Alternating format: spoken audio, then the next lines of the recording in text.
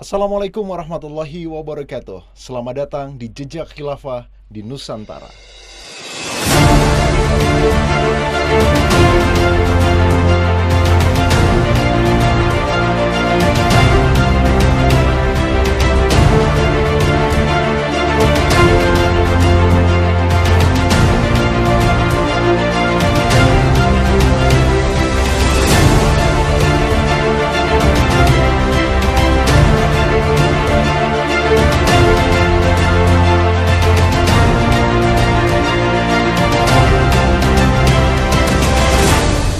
Ini adalah kisah tentang bagaimana Islam telah berpengaruh besar pada peradaban kita di Nusantara.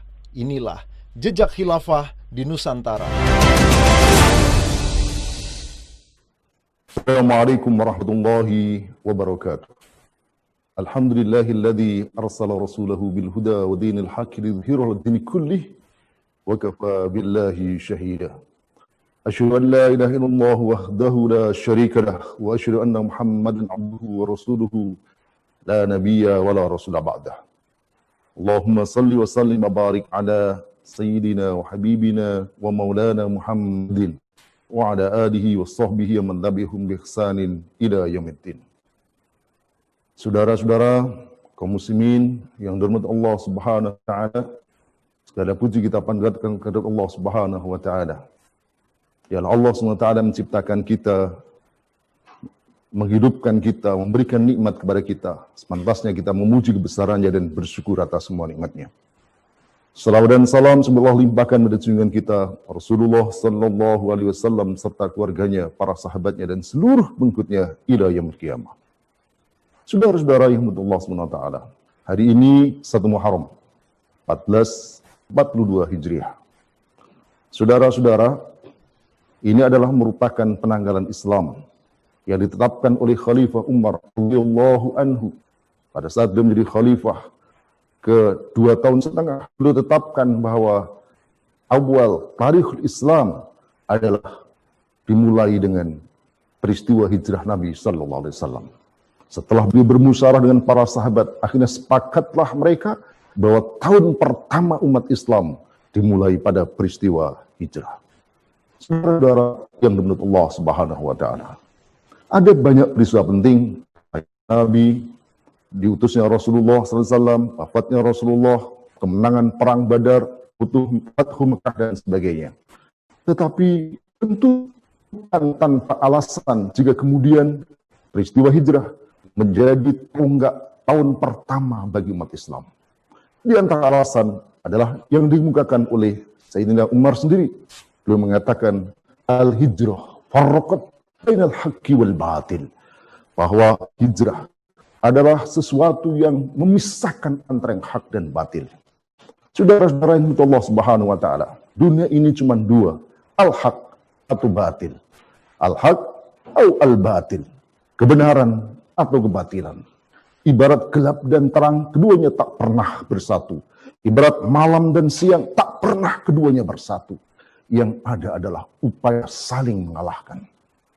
Ketika Rasulullah SAW membawa al-haq, menyampaikan Islam di Makkah, beliau dalam posisi tertindas. Banyak umat Islam yang disiksa, ada yang dibunuh, bahkan sebagian besar atau sebagian umat Islam harus hijrah ke Habasah pada saat itu.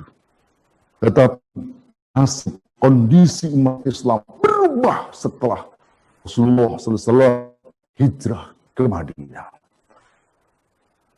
Umat yang sebelumnya tertindas, umat yang sebelumnya begitu mudah dikalahkan, disiksa, ditindas oleh orang kafir, berubah nasibnya menjadi ummah qawiyah, ummah azimah.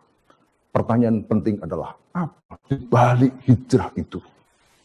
Tak lain adalah setelah hijrah, umat Islam yang tadinya tak punya daulah, umat Islam yang tadinya ibarat ngontrak di rumah orang lain, punya daulah, punya negara, yang di atas negara atau daulah itulah Islam ditegakkan.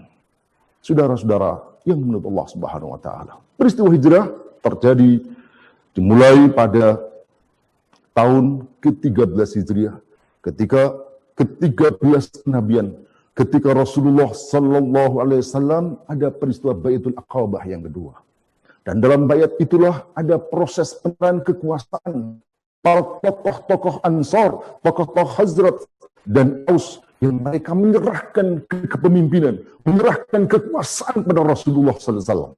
Dalam lafaz bayat itu jelas dikatakan, "Bayatna Rasulullah Sallallahu Alaihi Wasallam ala sam'i wa ta'ah fil makrihi wal mansyati fil mansyati wal makrah." Bahwa kami membayat Nabi SAW dalam rangka untuk mendengar dan mentaati. Saudara-saudara yang menurut Allah SWT, tak ada yang didengar, tak ada yang ditaati kecuali dia adalah pemimpin. Sebab posisi pemimpin adalah untuk ditaati. Kalau ada orang mengaku pemimpin tetapi tak didengar, tak ditaati, maka itu bukan pemimpin. Dan itulah yang diserahkan Rasulullah SAW. Mereka menyerahkan kepemimpinan kepada Rasulullah SAW. Maka ketika Rasulullah SAW hijrah dari Makkah ke Madinah, bukan hanya menjadi seorang nabi, bukan hanya menjadi seorang rasul, tetapi beliau juga datang sebagai kepala negara.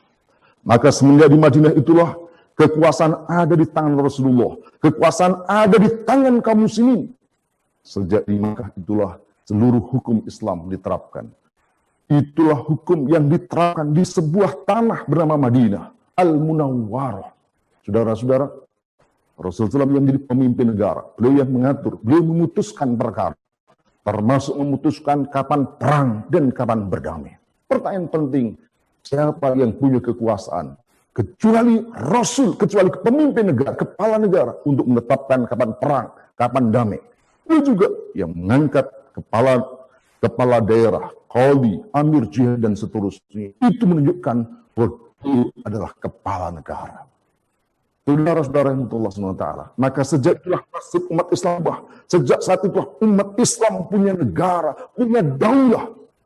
Dan setelah itu tak hanya berada di Madinah, tetapi menyebar hingga Rasulullah wafat, yang takid ila rafiqil a'la, seluruh jazirah Arab berada dalam kekuasaan Islam.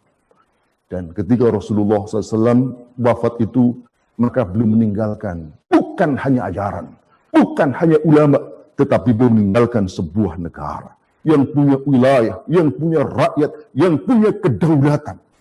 Dan sejak itu pula langsung kepemimpinan diambil oleh kaum muslimin. Mereka menyerahkan kuasaannya kepada Sayyidina Abu Bakar untuk menjadi khalifah pertama. Itulah tunas, itulah negara khilafah, negara warisan Rasulullah Sallallahu Alaihi Wasallam. Terus menyebar. Sampai kemudian pada masa Sayyidina Umar, beliau menjadi khalifah. Beliau